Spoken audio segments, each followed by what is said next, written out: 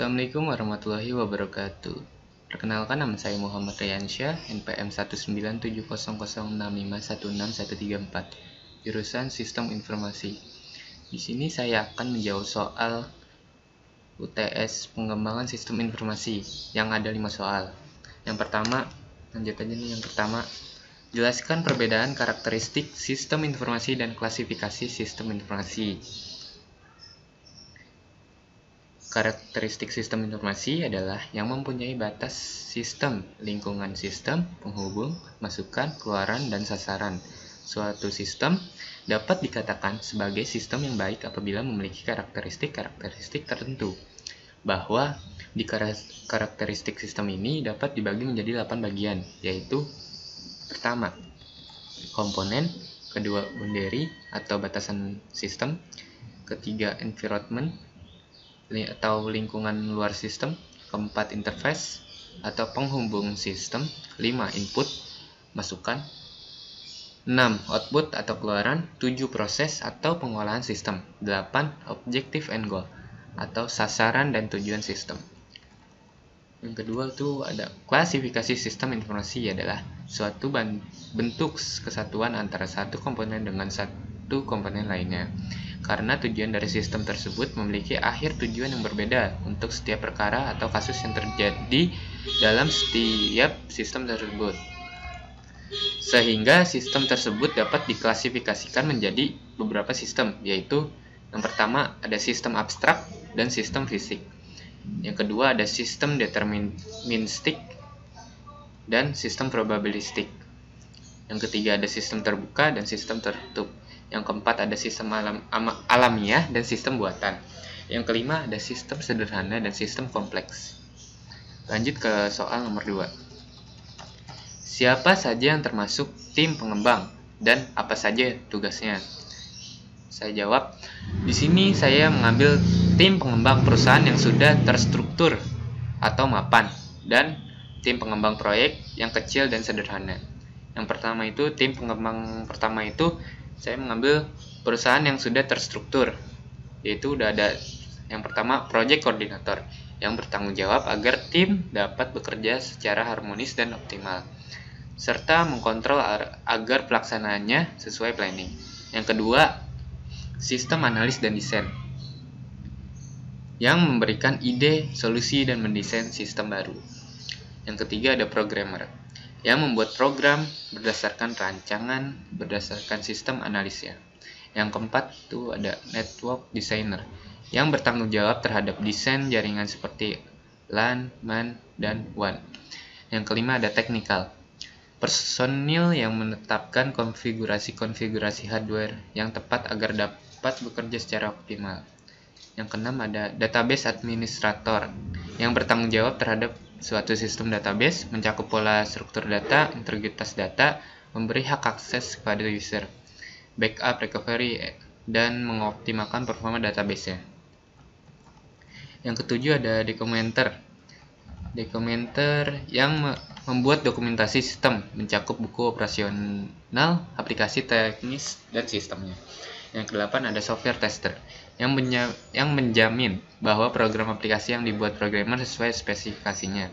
Yang kesembilan itu ada graphic designer yang memiliki keahlian dalam mendesain untuk aplikasi berbasis GUI, graphic interface. Lanjut ke tim pengembang kedua. Tim pengembang kedua itu saya mengambil proyek kecil dan sederhana. Di sini ada Manager of System Analyst. Manajer analis sistem disebut juga sebagai koordinator proyek dan mempunyai tugas dan tanggung jawab sebagai berikut. Yang A, sebagai ketua atau koordinator tim pengembang sistem. Yang B, mengarahkan, mengkontrol, dan mengatur anggota tim pengembangan sistem lainnya. Yang kedua itu ada lead system analyst. Ketua analis sistem biasanya menjabat sebagai wakil dari manajer analis sistem. Tugasnya adalah membantu tugas dari manajer analis sistem dan mewakilinya bila manajer analis sistem berhalangan. Yang ketiga itu ada senior system analyst. Di bagian ini merupakan analis sistem yang sudah berpengalaman di bagiannya. Yang keempat, junior system analyst. Di bagian ini merupakan analis sistem yang belum berpengalaman dan masih membutuhkan bimbingan dari analis sistem yang lebih senior. Analis sistem junior ini sering juga disebut dengan analis sistem yang masih dilatih atau sistem analis trainer. Yang kelima itu ada senior application programmer.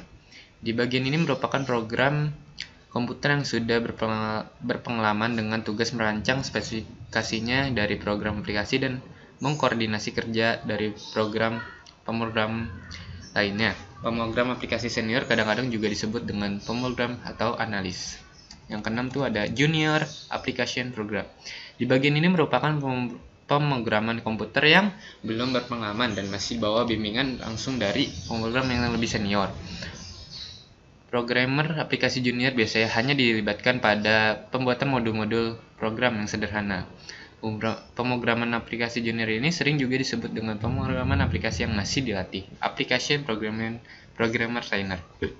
Lanjut ke soal nomor 3, jelaskan tahapan-tahapan di dalam SDLC dan berikan contoh kasusnya.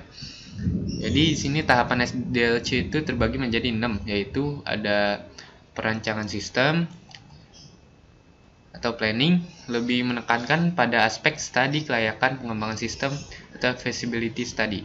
Aktivitas-aktivitas yang ada meliputi yang A itu ada pembentukan dan konsolidasi tim pengembang. Yang B, mendefinisikan tujuan dan ruang lingkup pengembang. Yang C, mengidentifikasikan apakah masalah-masalah yang ada bisa diselesaikan melalui pengembangan sistem. Yang D, penentuan prioritas teknologi dan pemilihan aplikasi. Yang E, menentukan dan evaluasi strategi yang akan digunakan dalam pengembangan sistem. Lanjut ke analis sistem. Pada tahap ini, sistem akan dianalisis bagaimana akan dijalankan nantinya. Hasil analis berupa kelebihan dan kekurangan sistem, fungsi sistem, hingga pembaruan yang dapat diterapkan. Bagian lain yang termasuk dalam perencanaan ialah alokasi sumber daya, perencanaan kapasitas, penjadwalan proyek, estimasi biaya, dan penetapan. Dengan demikian, hasil dari tahapan perencanaan ialah rencana proyek, jadwal, estimasi biaya, dan ketentuan. Idealnya manajer proyek dan pengembang dapat bekerja maksimal pada tahap ini. Analisis sistem adalah tahap di mana dilakukan beberapa aktivitas sebagai berikut. Yang A itu melakukan studi literatur untuk menemukan suatu kasus yang bisa ditangani oleh sistem. Yang B, brainstorming dalam tim pengembang mengenai kasus mana yang paling tepat dimodelkan dengan sistem. Yang C, mengklasifikasikan masalah, peluang, dan solusi yang mungkin diterapkan untuk kasus tersebut. D, analisa kebutuhan pada sistem dan membuat batasan-batasan sistem. Yang E, mendefinisikan kebutuhan sistem. Lanjut ke rancangan sistem atau desain. Tahapan ini akan menghasilkan prototipe dan beberapa output lainnya meliputi dokumen berisi desain, pola, dan komponen yang diperlukan untuk mewujudkan proyek tersebut. Setelah spesifikasi, kemudian dilakukan perancangan sistem sebagai tahapan kelanjutan. Tahap ini ialah tahap di mana seluruh hasil analis dan pembahasan tentang spesifikasi sistem diterapkan menjadi rancangan atau cetak biru sebuah sistem. Tahap ini disebut sebagai cetak biru, di mana sistem sudah siap untuk dikembangkan mulai dari implementasi analisis sistem hingga tenaga pendukung sistem yang akan dikembangkan pada tahap ini. Fitur dan operasi-operasi pada sistem dideskripsikan secara detail. Aktivitas-aktivitas yang dilakukan adalah A, itu merancang user interface, B, menganalisa data dan membuat skema database, C, menganalisa interaksi objek dan fungsi pada sistem. Lanjut ke implementasi sistem. Dalam implementasi dilakukan aktivitas-aktivitas sebagai berikut. Yang A itu pembuatan database sesuai skema rancangan, B, pembuatan aplikasi berdasarkan desain sistem, C, pengujian dan perbaikan aplikasi atau debugging. Lanjut ke testing sistem dan integration. Di tahap ini dilakukan penggabungan modul-modul yang sudah dibuat dan dilakukan pengujian ini dilakukan untuk mengetahui apakah software yang dibuat telah sesuai dengan desainnya dan fungsi pada software terdapat kesalahan atau tidak. Lanjut ke pemeliharaan sistem. Ini merupakan tahap terakhir dalam model waterfall. Software yang sudah jadi jalankan serta dilakukan pemeliharaan. Pemeliharaan termasuk dalam memperbaiki kesalahan yang tidak ditemukan pada langkah sebelumnya, perbaikan implementasi unit sistem, dan peningkatan jasa sistem sebagai kebutuhan baru. Oke, lanjut ke contoh kasus SDLC-nya. Dalam dunia pendidikan dibutuhkan suatu sistem dan teknologi untuk mempermudah jalannya pendidikan. Dalam hal ini, saya mengambil contoh kasus sistem yang digunakan dalam dunia pendidikan, khususnya di bidang akademik, yang nantinya dapat mempermudah hubungan antar guru, siswa, dan orang tua. Di sini saya mengambil contoh kasus di sekolah MTS Sirojil Atfal Depok. Dalam pelaksanaan sistem akademik yang diterapkan di sekolah ini masih belum optimal. Hal ini dikarenakan sistem yang digunakan masih banyak yang bersifat manual. Dengan sistem yang manual tersebut banyak terjadinya berbagai permasalahan terutama dalam proses pendaftaran, registrasi, pembagian ruang kelas, pembagian wali kelas, serta proses penilaian dalam mengenai perkembangan siswa kepada orang tua siswa. Untuk masalah seperti ini, sangat diperlukan suatu sistem informasi yang mampu mendukung pengambilan keputusan untuk memperoleh informasi kegiatan akademik. Pembuatan sistem informasi akademik sekolah menggunakan pendekatan yang terstruktur untuk metode pengembangan menggunakan prototipe dengan teknik pengumpulan data observasi dan wawancara.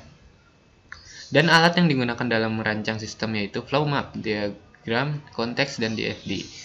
Dan untuk pengembangan menggunakan aplikasi berbasis desktop yang merupakan sistem yang dibangun secara client server sehingga dapat diakses ke beberapa komputer.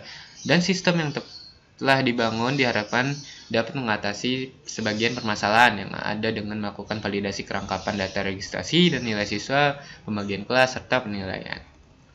Lanjut ke soal nomor 4.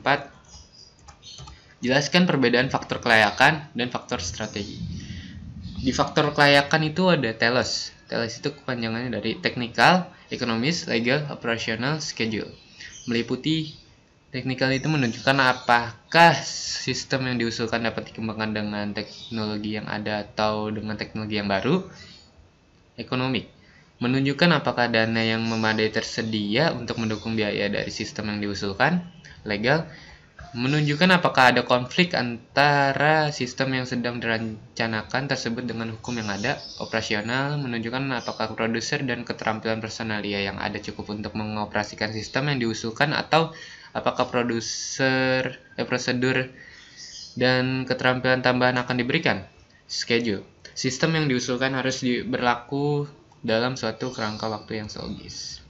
Lanjut ke faktor strategis. PDM panjangannya produktivitas, diferensiasi, dan manajemen. Meliputi produktivitas untuk mengurangi atau menghapus biaya yang tidak menambah nilai. Diferensiasi mengukur seberapa baik suatu perusahaan dengan para pesaingnya.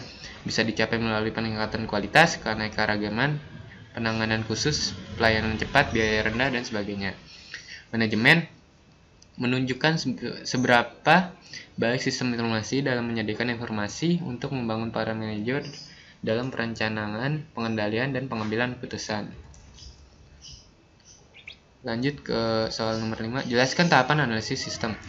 Di dalam tahapan analisis sistem terdapat beberapa langkah-langkah dasar yang harus dilakukan oleh analisis sistem, yaitu ada identifikasi. Dalam proses ini, yang dilakukan saat analisis sistem adalah mengidentifikasi masalah yang terdapat dalam sistem tersebut.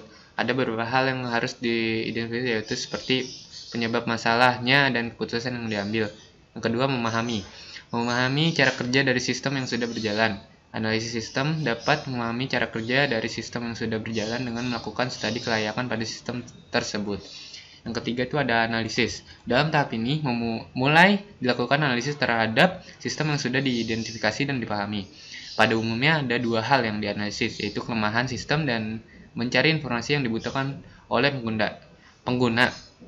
Dengan begitu, sistem dapat dirancang sesuai dengan kebutuhan pengguna. Yang keempat ada penerapan sistem. Dalam tahap ini, sistem mulai dijalankan sesuai dengan hasil analisis yang telah dibuat. Sistem yang diterapkan harus sesuai dengan hasil identifikasi, pemahaman, dan analisis yang telah dilakukan, sehingga akan menghasilkan sistem yang sesuai dengan penggunanya. Yang kelima, laporan dan evaluasi. Tahap terakhir dalam analisis sistem adalah membuat laporan. Laporan ini berisi tentang hasil analisis yang telah dilakukan. Setelah membuat laporan, sistem yang sudah berjalan sesuai dengan tahapan akan dievaluasi. Ya, kurang lebihnya mohon maaf. Wassalamualaikum warahmatullahi wabarakatuh.